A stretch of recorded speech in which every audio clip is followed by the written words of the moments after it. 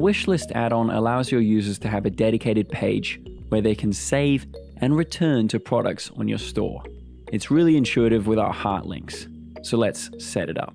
Step 1, locate the Debutify Add-ons tab in the theme settings. Activate the wishlist. Step 2, head out into Shopify and create a page. Go to Navigation, Pages, and create a page called Wishlist. Make sure that the template matches up with Wishlist. Step 3, head into the theme settings and locate Wishlist. Select that page we just made. And now we can customize.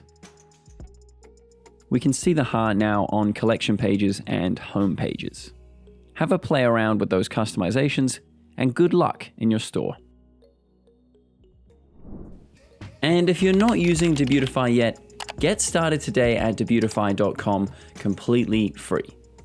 If you have any questions, feel free to reach out to support inside the Debutify app.